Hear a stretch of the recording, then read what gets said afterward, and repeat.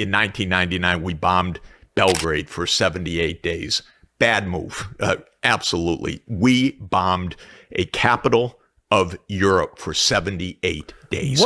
Looking back, what was the point of that? The point of that was to break Serbia in two, create a new state, Kosovo, where we have the largest NATO military base in Southeast Europe.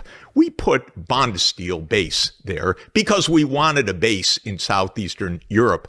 And again, you look at the neocons, it's nice of them. They actually describe all of this in various documents. You have to make the links, but in a document called Rebuilding America's Defenses in the year 2000, they say the Balkans is a new strategic area for the U.S., so we have to move large troops to the Balkans because their idea is literally the game of risk.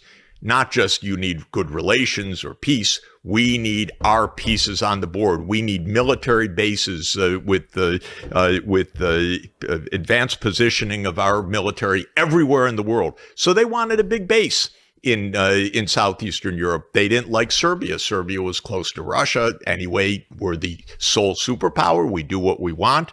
So they divided the country, which they now claim you never do. And, you never change borders. We broke apart Serbia, established by our declaration a new country, Kosovo. We put a huge NATO base there, and that was the goal. So that was 1999. So it wasn't to save the oppressed Muslim population?